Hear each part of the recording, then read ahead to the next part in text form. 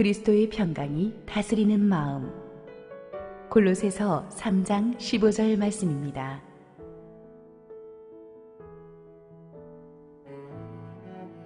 그리스도의 평강이 너희 마음을 주장하게 하라. 너희는 평강을 위하여 한 몸으로 부르심을 받았나니 너희는 또한 감사하는 자가 되라. 할렐루야. 우리 하나님께 감사와 영광의 박수를 드리겠습니다.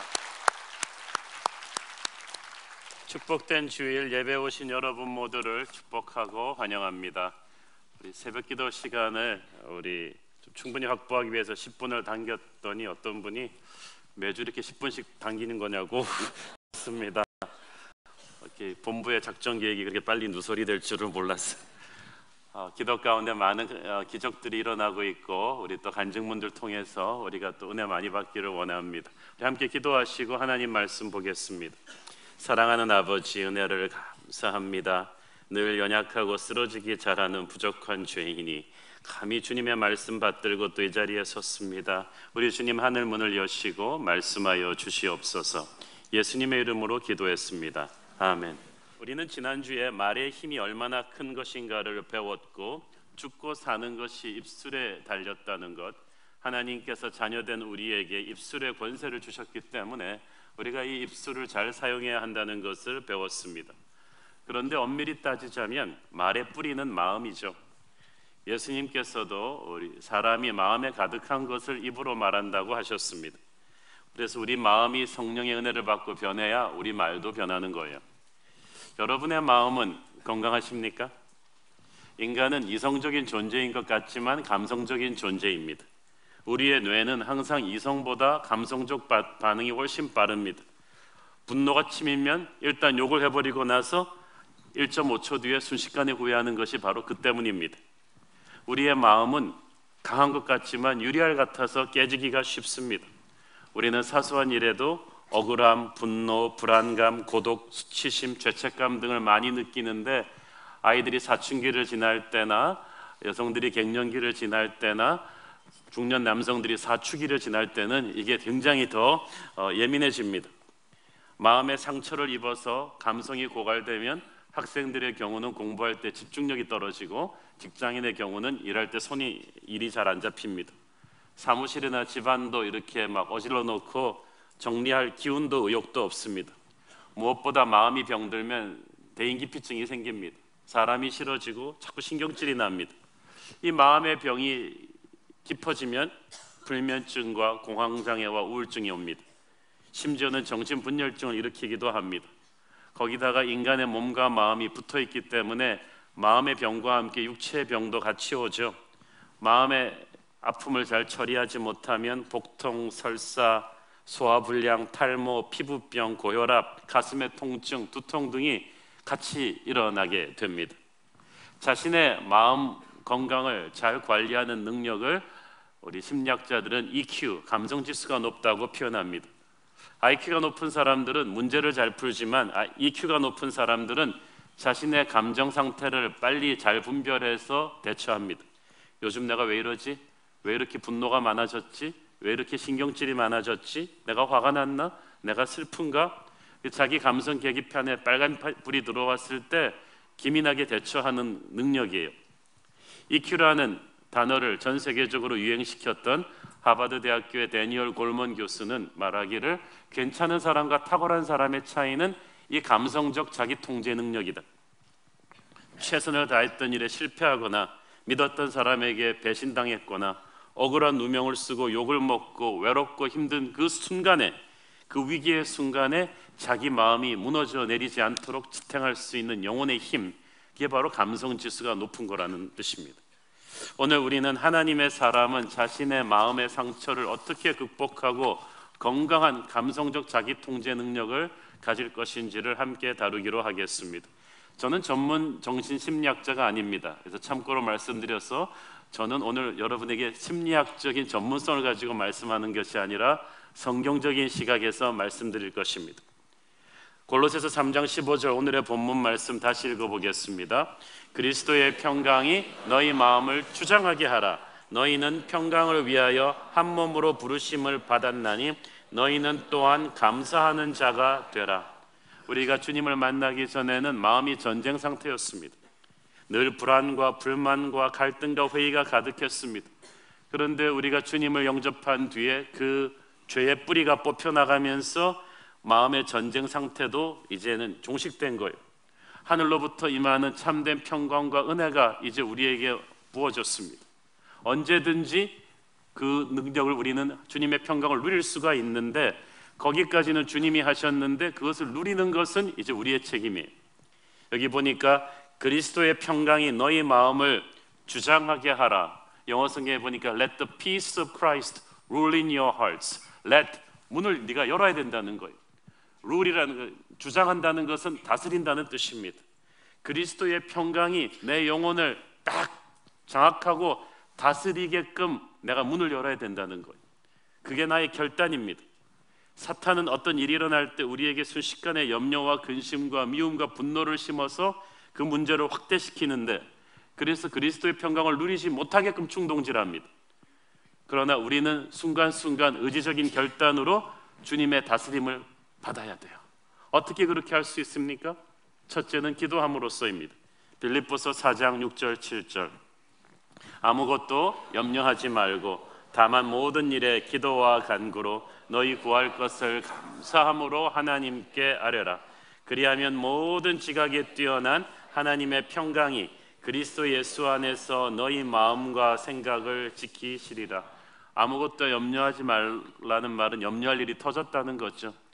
이 아무것도 염려하지 말아야 될 일에 지금 위기에 놓여 있는 여러분의 사업이 있고, 탈선으로 치닫고 있는 여러분의 10대 자녀의 문제가 있고, 여러분을 배신한 사람이 주는 상처가 있고, 이 모든 것들이 아무 곳에 다 들어있어요. 그런데 우리는 이 순간에 기도로서 하나님에게 이 모든 문제를 맡기는 것입니다. 그러면 그리스도의 평강이 너의 마음과 생각을 지킨다는 거예요. 염려가 많아지면 기도가 적어지죠. 반대로 기도가 많아지면 염려가 줄어들고 그리스도의 평강이 우리 안을 채웁니다. 요즘 여러분 특세 40일 13일째 같이 하시는 분들은 염려가 많이 줄어들었을 거예요. 졸려가지고 염려할 기운이 없어요. 야고보서 5장 13절 너희 중에 고난당하는 자가 있느냐 그는 기도할 것이요 즐거워하는 자가 있느냐 그는 찬송할지니라. 여기서 고난은 주로 인간이 주는 상처인데요, 타이밍이 굉장히 중요해요. 고난당하는 그 순간에 기도해야 돼요. 그러면 인간이 준 상처가, 그 독소가 내 마음으로 번져나가는 것이 차단이 됩니다. 사람도 응급처치를 해야 되는 골든타임이 있잖아요. 영혼의 상처도 골든타임이 있어요. 상처가 오래되면 될수록 해결하기가 힘이 듭니다. 그러므로 누가 상처를 줬을 때 순식간에 기도해야 돼요. 독사에게 물렸을 때 순식간에 빨리 그 헝겊으로 딱 묶어가지고 그 독이 퍼져나가지 못하게 하면서 독을 쫙 뽑아내야 되잖아요. 마찬가지예요. 어떤 사람이 상처를 줬을 때, 고난의 칼이 왔을 때 순식간에 그것이 독이 되지 못하도록 우리는 기도로 그 쓴뿌리를 뽑아야 돼요. 순식간에 그러면 주님께서 역사하십니다. 그것이 상처가 되어서 여러분의 인격을 병들게 하지 못하도록, 마음의 병이 되지 못하도록 우리 주님께서 도와주실 거예요. 이미 마음의 병이 된 것도 주님께서 그 독소를 제거할 수 있도록 하실 것입니다. 이 40일 기도 중에 여러분 마음에 있던 어떤 독이, 상처가 깨끗이 제거되기를 축원합니다. 그리스도의 평강이 내 마음을 다스리게 하기 위해서는 둘째로 하나님의 안식과 재충전이 필요합니다. 우리가 대부분 너무 스케줄에 과부하가 걸려 있어요. 육체적, 정신적, 영적으로 너무 지금 탈진되어 있거든요. 피곤하면 마음이 조급해지고 괜히 분노와 짜증이 많아집니다. 이럴 때 내리는 결정은 거의 열의 9은 우매한 결정이 돼요. 그래서 지혜로운 사람은 자기가 피곤하고 힘들 때, 예민할 때 중요한 결정을 내리지 않습니다. 이세벨이 온 나라의 현상금을 걸고 엘리야를 죽이려고 했을 때 엘리야는 미친 듯이 막 도망가 달아나면서 탈진되어 있었어요. 그래서 하나님한테 자신은 이제 선지자 때려칠 거라 그랬어요. 죽고 싶다 그랬어요. 만약 그때 그 결정을 했더라면 얼마나 하나님 나라에 데미지가 왔을까요? 그런데 하나님께서는 다행히 그렇게 막 상태 안 좋은 엘리야를 그냥 먹이고 재우고 하신 다음에 40일 동안 아무 결정도 못하게 하셨어요. 하나님의 산 시내산까지 그냥 먹고 자고 그러면서 주님과 동행하면서 걸어가게 하신 뒤에 하나님의 음성 들려주시고 엘리야에게 다음 스테이지 인생의 결정을 하게 합니다. 그때 내린 결정은 40일 전에 상태 안 좋았을 때 했을 법한 결정과는 전혀 다른 결정이 나오죠. 여러분, 마음의 상태가 안 좋으면 결정하지 마십시오. 홧김에 결정하지 마세요. 지혜로운 사람은 마음이 가라앉을 때까지 중요한 결정을 미룰 줄 압니다. 여러분이 좋은 결정을 내리려면 하나님의 임재 가운데 잠시 안식하면서 영혼의 숨고르기를 해야 합니다. 저 같은 경우도 그래서 일주일 그리고 매일매일의 스케줄 사이사이에 의도적으로 제가 할 수 있는 한 안식의 공간들을 집어넣기 위해서 여러 가지로 많이 노력합니다. 하고 있는 일이 너무 힘들어지고 많아지면, 그래서 너무 피곤할 때나 신경이 날카로워져 있을 때는 타임아웃입니다. 그때부터는 사람도 만나지 않습니다. 그때부터는 더 이상 설교 준비하지 않습니다. 글 쓰는 일도 그때 하지 않습니다. 일단 손을 놓고 나가서 산책을 하든지 커피를 마시면서 좋은 음악을 듣든지 잠시 5분 10분 낮잠을 자든지 좀 걷든지 순식간에 그 상황으로부터 멀어져야만 됩니다. 현실로부터 도망가는 것 같지만 이렇게 쉼표를 찍으면 하나님께서 내 육체와 정신을 재충전시킬 수 있는 룸을 주님께 드리는 거예요. 대부분의 경우 지나고 보면 우리가 문제를 그 당시에 너무 문제화시킨 게 문제예요. 정말 중요한 일은 너무 빨리 처리하지 않는 게 오히려 좋을 수도 있습니다. 특별히 사람에 관련된 일을 다룰 때는 그렇더라고요. 여러분, 선진 축구와 후진 축구의 차이가 뭔지 아세요? 후진 축구는 공간을 좁게 사용해요. 뻥 차면 다 우르르 몰려가지고 거기다 몰려서 공을 잡으려고 해요. 그런데 선진 축구는 축구장 전체를 넓게 사용합니다. 턱턱 패스가 넓어요. 인생도요, 하나님의 사람, 승리하는 인생은 굉장히 공간을 넓게 봅니다. 유연하게 공간을 군데군데 확보해서 뜻하지 않은 삶의 충격을 흡수할 수 있는 여유를 만들어 놓죠. 유대인들은 안식일마다 3가지를 한다고 합니다. 첫째는 뒤를 돌아보고, 둘째는 위를 올려다보고, 셋째는 앞을 내다봅니다. 우리가 과거를 깊이 반성하고 하늘의 하나님께 기도하고 미래를 계획하고 준비해야 된다는 뜻이에요. 그거를 안식일마다 하라는 거예요. 안식일마다 하는 정도가 아니라 매일 밤마다 해야 합니다. 우리의 현재의 아픔 속에는 그 열쇠가 과거의 암호들 속에 숨겨져 있거든요. 이것을 영적인 시각으로 제대로 해석을 해야 우리가 새로운 미래로 갈 수가 있어요. 아무리 바쁘고 힘들어도 우리는 매일 밤 하루 일과가 끝난 뒤에, 매주일 한 주일이 끝난 뒤에 이렇게 안식의 시간을 통해서 우리의 영혼을 추스리는 습관을 가져야만 됩니다. 예수님께서는 내 이웃을 내 몸과 같이 사랑하라고 하셨습니다. 그 말의 의미 속에는 네가 네 자신을 건강하게 사랑하지 않으면 네 이웃도 건강하게 사랑할 수 없다는 뜻이 돼요. 그래서 여러분이 책임자의 자리에 있을수록 안식과 여유가 필요해요. 그래야 자기 마음이 건강하게 유지가 돼요.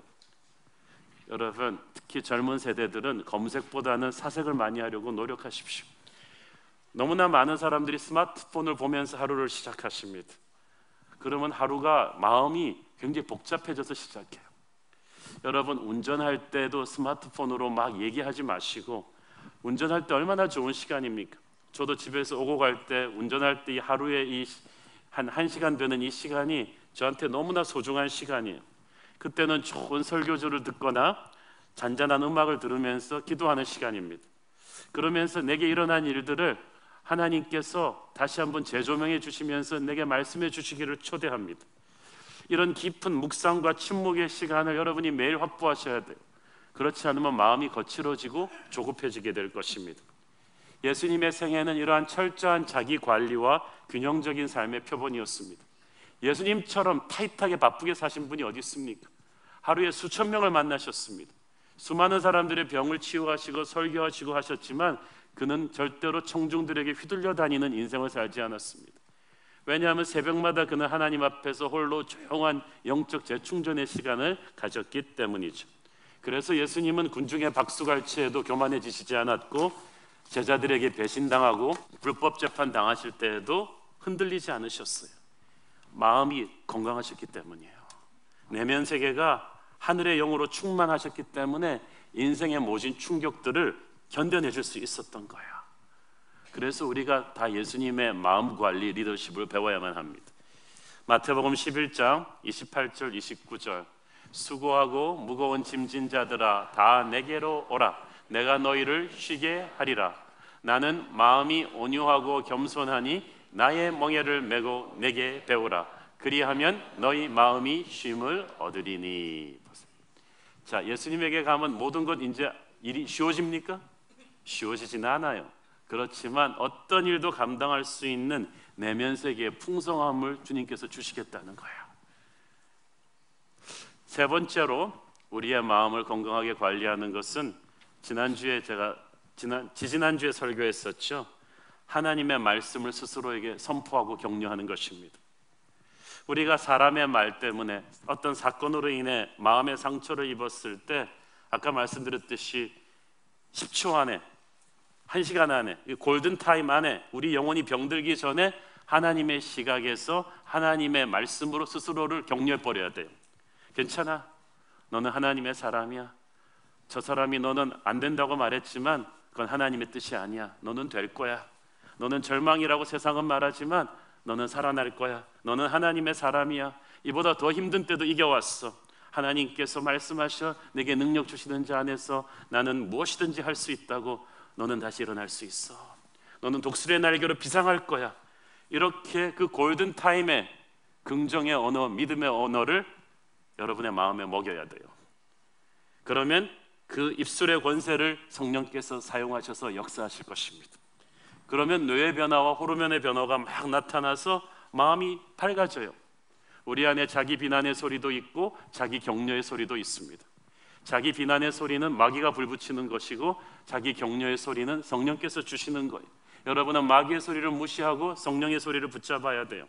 특별히 마음이 힘들고 어려울 때마다 사람들이 모질고 독한 말을 해서 여러분의 영혼에 마음에 상처를 줄 때마다 하나님의 말씀을 여러분 스스로에게 선포하셔야 돼요. 한 10번 하셔야 돼요. 순간순간마다. 저도 그래서 평소에 말씀을 많이 묵상하고 암송하고 있다가 이런 사태가 터질 때마다 제 스스로에게 막 말씀을 선포합니다. 제가 몇 주 전에 설교에서 말씀드렸죠. 어떤 힘든 일이 생겨서 인생이 코너에 몰려서 너무 힘들고 괴로워서 꼭 죽을 것 같다 싶을 때는 제가 항상 선포하는 말씀이 시편 118편 17절 말씀이에요. 유명한 말씀이죠. 내가 죽지 않고 살아서 여호와께서 하시는 일을 선포하리로다. 내가 죽지 않고 살아서 여호와께서 하시는 일을 선포하리로다. 그리고 인생에 갑자기 어려운 일이 닥쳤어. 이해할 수 없는 일이 닥쳐가지고 나 이러다 끝나는 거 아닌가? 앞으로 내 미래가 어떻게 될 것인가? 사람들이 막 이 소리 저 소리 해서 불안해질 때는 에레미야서 29장 11절 말씀을 또 스스로에게 막 선포합니다. 여호와의 말씀이니라. 너희를 향한 나의 생각을 내가 아나니 평안이요 재앙이 아니니라. 너희에게 미래와 희망을 주는 것이니라. 그래, 내가 한 번도 안 당해본 일이라서 지금 놀랄 뿐이지 이건 재앙이 아닐 거야. 평안일 거야. 하나님께서 내게 어떤 내가 모르는 히든 축복의 카드를 숨겼을 거야. 이걸 믿고 스스로에게 계속 선포하는 거예요. 그러니까 여러분, 어떤 힘든 상황 속에서라도 하나님의 말씀으로 스스로를 격려하십시오. 너는 하나님의 사람이야. 너는 담장나무로 뻗은 가지야. 여호와는 나의 목자가 될 것이고 네가 사망의 음침한 골짜기로 다닐지라도 나는 해를 두려워하지 않을 것이요. 그는 낮의 해와 밤의 달이 나를 상치 못하듯이 나를 불 가운데로 물 가운데로 지키실 거야. 이런 말씀을 수도 없이 스스로에게 선포하면서 자기의 마음의 독소를 뽑아내는 것입니다. 100% 먹힙니다. 여러분, 하나님의 말씀으로 스스로를 살리십시오. 네 번째로 은혜의 공동체 안에 있어야 돼요. 하나님께서 우리 마음의 데미지를 회복시키는 정말 축복의 통로가 공동체예요. 골로새서 3장 15절 오늘 말씀 한번 다시 읽어보실까요? 그리스도의 평강이 너희 마음을 주장하게 하라. 너희는 평강을 위하여 한 몸으로 부르심을 받았나니 너희는 또한 감사하는 자가 되라. 이걸 영어 성경으로 보면은 너희가 평강으로 위하여 한 몸으로 부르심을 받았기 때문에 그 힘에 의지해서 그리스도의 평강이 너희 마음을 주장하게 할 수 있다는 뜻이에요.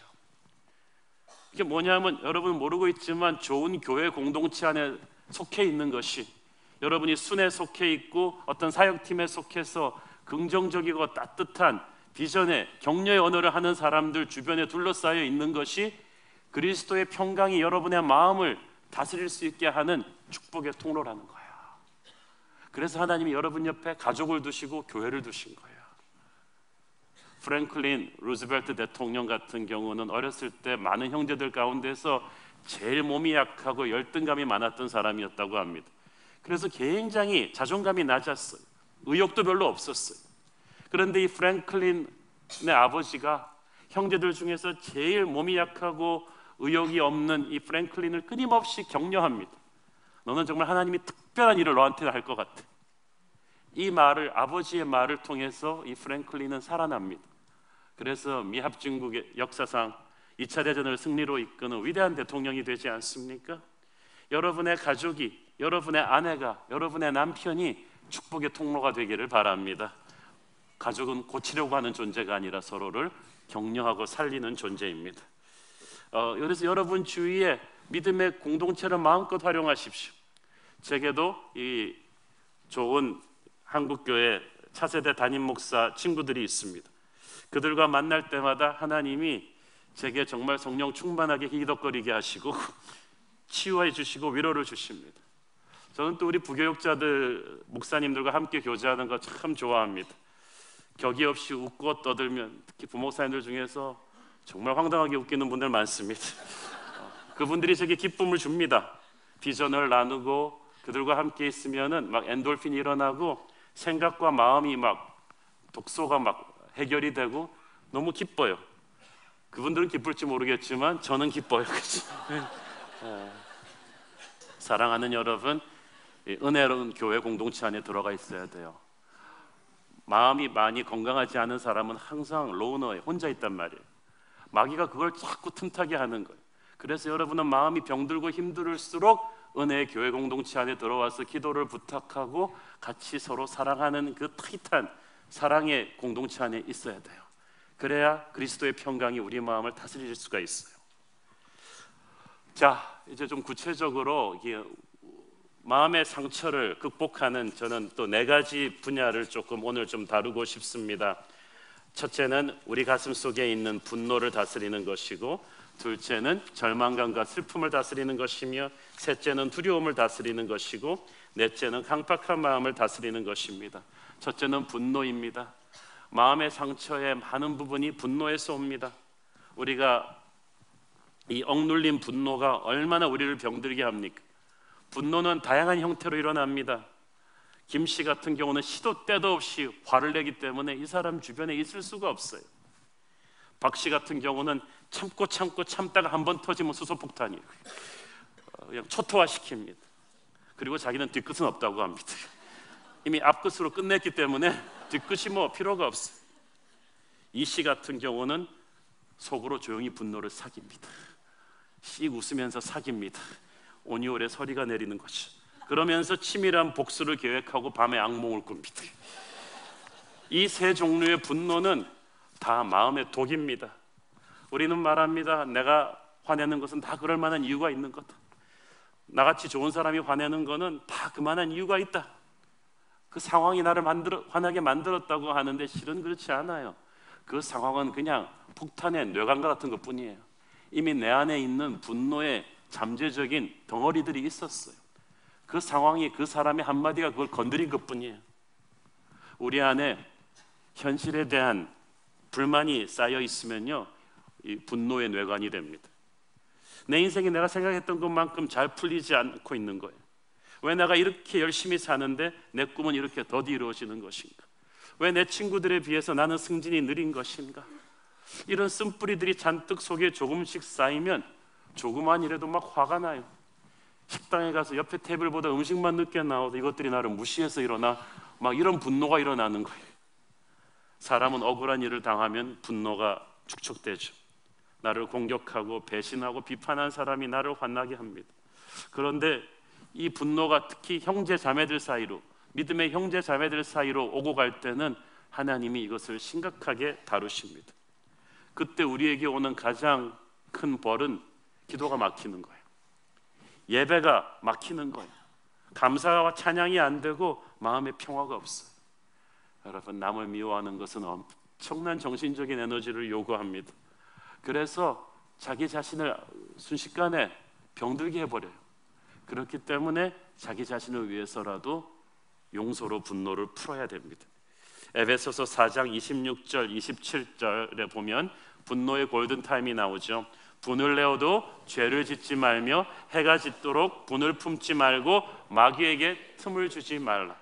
분노를 시간 안에 해결을 못하면 그건 바로 마귀의 교두보가 된다는 얘기죠. 그래서 우리는 분노의 감정이 확 솟구칠 때 일단은 쉼표를 끊어야 됩니다. 일단 20초만 세도 20초만 세도 이게 많이 해결이 됩니다. 20초를 빨리 세지 마십시오. 하나 둘 셋 넷 다섯 여섯 이렇게 가는 게 아니고 하나 둘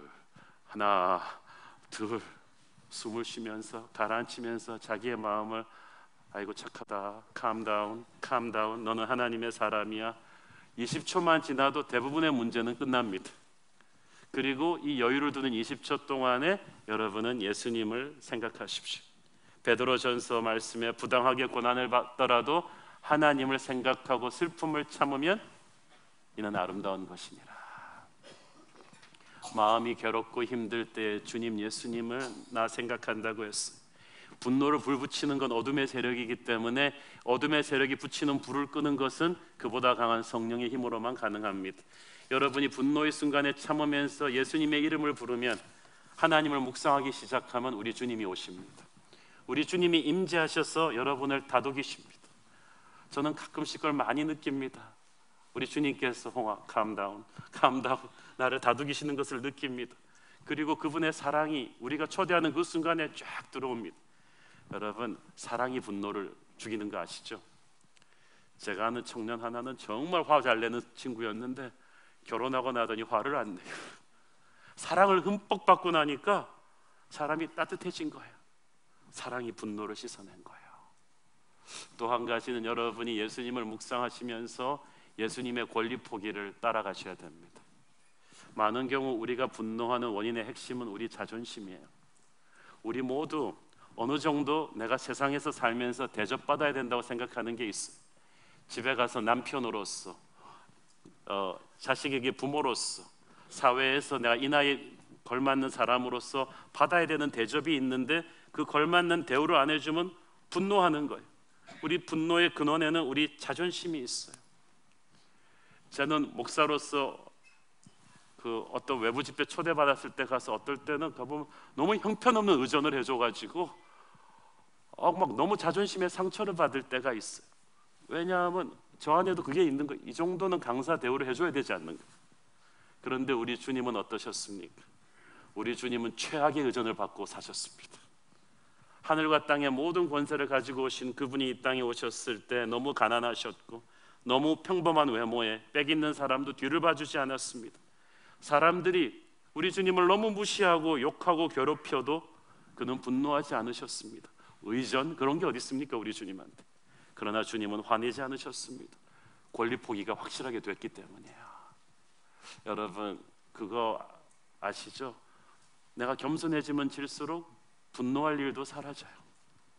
교만이 극에 달한 사람은 화를 잘 내요. 자존심이 세기 때문이죠. 그러나 우리가 주님을 생각하면서 예수님처럼 우리도 권리 포기를 하면 나 같은 죄인은 어디 가서도 그런 대접을 받을 자격이 없는 사람이다라고 아예 전제하고 살면 괜찮아요. 저는 그때 너무 형편없는 강사 의전을 받으면서 분노가 일어났을 때 우리 주님을 생각했습니다. 그 다음부터 어디를 가도 강사 의전을 그냥 제로로 생각합니다. 그냥 내가 가서 물도 먹고 내가 가서 길 찾아가고 그러는 걸 당연하게 생각을 하니까 화날 일이 싹 줄어요. 우리 주님의 권리 포기를 따라하십시오. 두 번째, 우리 마음에 절망감과 슬픔이 닥칠 때가 있습니다. 이것은 우리 인생에 사고가 일어났을 때예요. 그토록 피땀 흘려 일궜던 사업이 하루아침에 무너질 때, 사랑하던 사람이 갑자기 세상을 떠났을 때, 태산같이 믿었던 친구가 배신했을 때, 건강하던 몸에 암이 있다는 선고를 받았을 때 절망감과 슬픔이 확 들어옵니다. 이때부터 우울증이 들어와요. 내가 원하는 것이 이루어지지 않았기 때문에, 내 인생에 내가 넘을 수 없는 벽이 닥쳤기 때문에 하나님께 섭섭한 거예요. 이 상황을 넘어선 사람이 있습니다. 구약의 하박국입니다. 하박국 3장 17절 18절.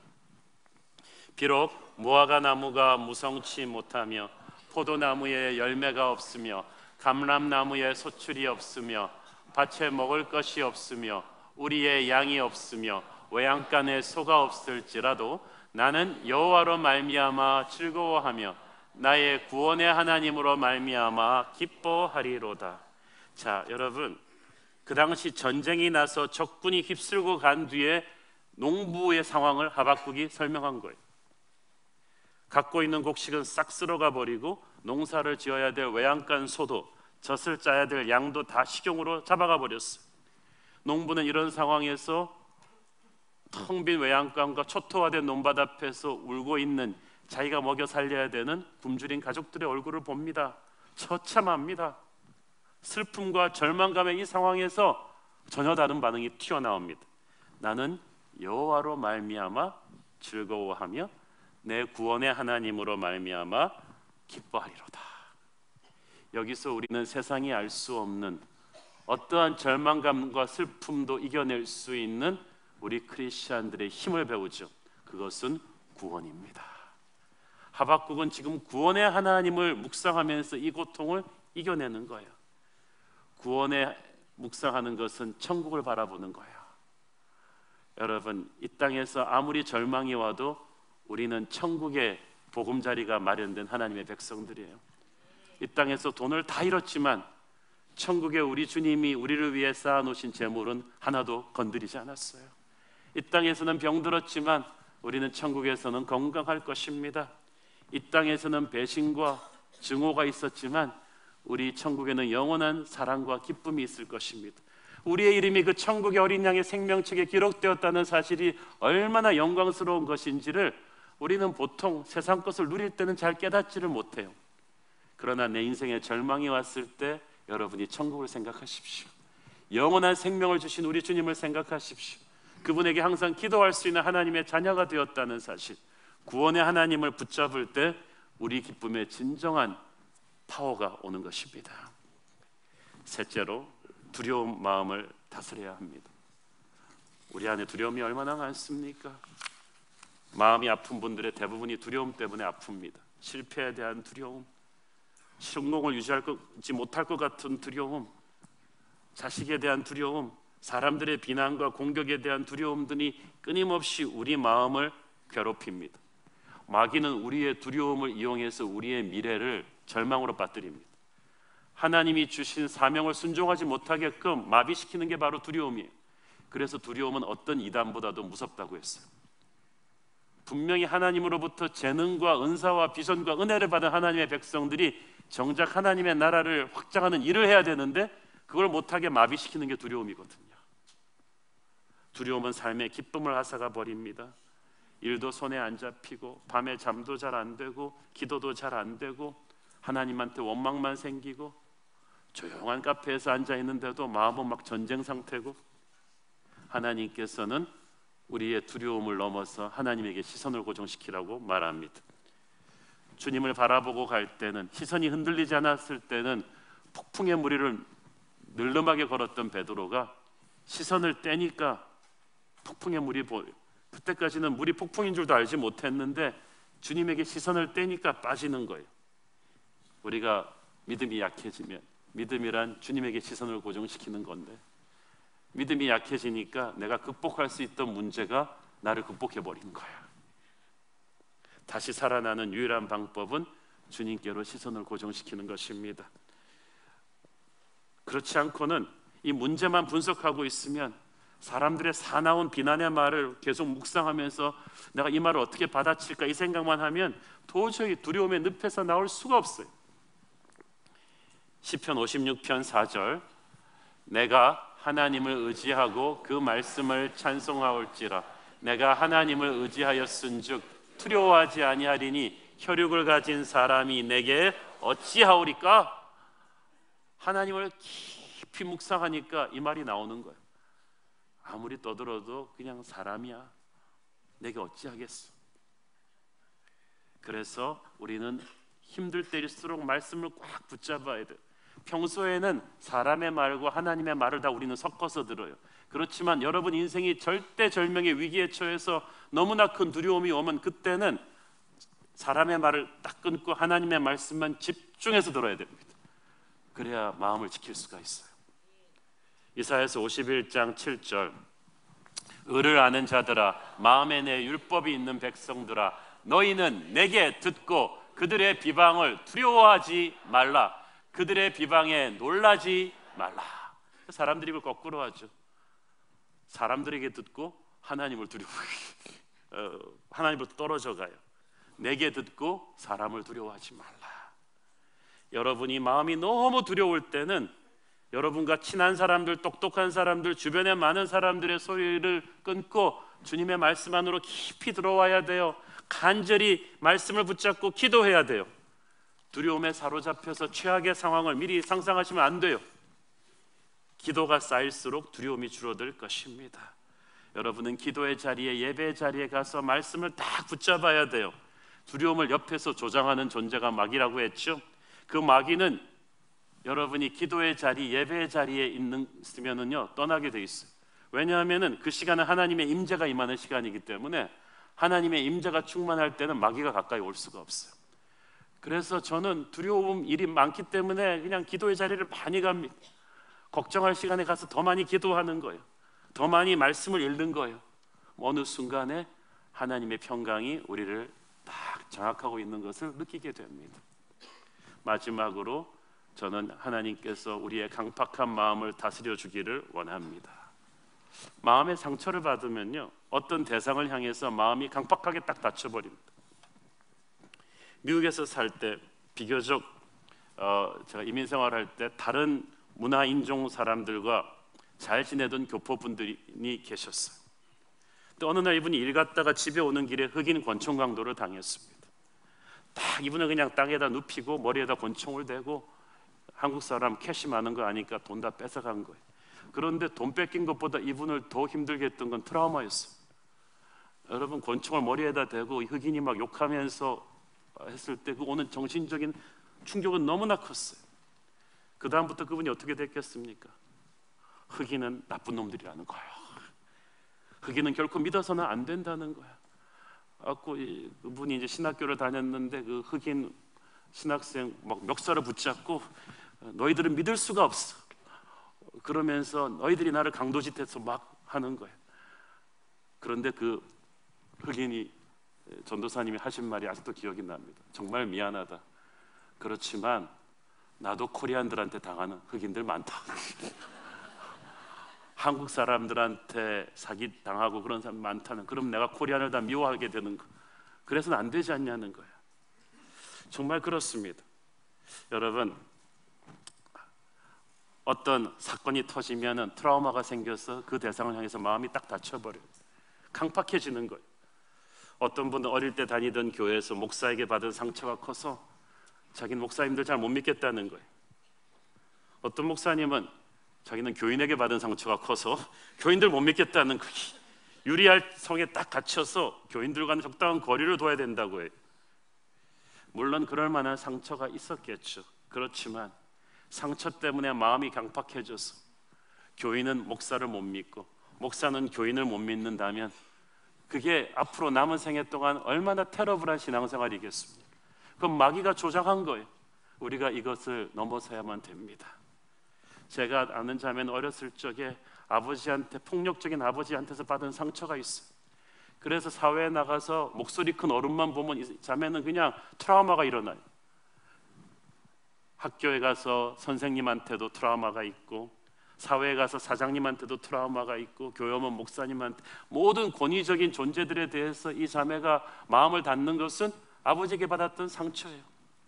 우리 마음에 상처가 강팍하게 만드는 부분이 있는데 오늘 성령께서 그 강팍한 마음을 부드럽게 해주시기를 축원합니다. 에스겔서 36장 26절 27절 또 새 영을 너희 속에 두고 새 마음을 너희에게 주되 너희 육신에서 굳은 마음을 제거하고 부드러운 마음을 줄 것이며 또 내 영을 너희 속에 두어 너희로 내 율례를 행하게 하리니 너희가 내 규례를 지켜 행할지라. 성령께서 우리의 강팍한 마음을 부드럽게 바꿔주셔야 우리가 말씀대로 살 능력이 생겨요. 하나님이 주시는 이 새 마음은 과거의 아픈 상처를 치유하는 회복의 은혜입니다. 형제를 섬기고 사랑할 수 있는, 용서할 수 있는 능력이에요. 나의 선입관과 편견을 부숴버리는 마음이에요. 그러므로 오늘 이 시간에 과거의 어떤 사람에게 어떤 일로 인해서 상처를 받고 마음이 강팍해진 분이 있다면 오늘 성령님을 초대하기를 바랍니다. 자라면서 부모에게 받은 상처가 있어서 권위에 대해서 마음이 닫혀있는 분이 있습니까? 오늘 성령께서 치유하시기를 바랍니다. 성령님이 여러분의 마음을 부드럽게 해주시면 여러분은 능력을 행할 수가 있습니다. 사랑할 수가 있고 전도할 수가 있고 다른 사람을 치유할 수가 있는 것입니다. 남을 치유하는 영적인 리더는 상처가 없었던 사람이 아니라 그 마음의 상처를 성령의 능력으로 극복한 사람인 줄로 믿습니다. 저는 여러분이 그렇게 되기를 바랍니다. 기도하시겠습니다. 사랑하는 아버지, 은혜를 감사합니다. 우리 모두 인생 살아오면서 너무나 많은 상처를 마음에 받아서 피 흘리는 마음, 병든 마음을 가지고 살아왔습니다. 그러나 우리 주님, 우리 마음에 들어와 계신 후 그리스도의 평강이 우리 마음을 다스리시니 감사합니다. 많은 치유가 있었고 독소가 뽑혀나갔지만 아직 남아있는 마음의 상처들, 주님 이 시간 하늘 문을 여시고 성령의 은혜로 깨끗이 치유하여 주옵소서. 내 무의식 속에 남아있던 상처까지도 우리 주님 온전히 치유하여 주옵소서. 예수님의 이름으로 기도했습니다. 아멘.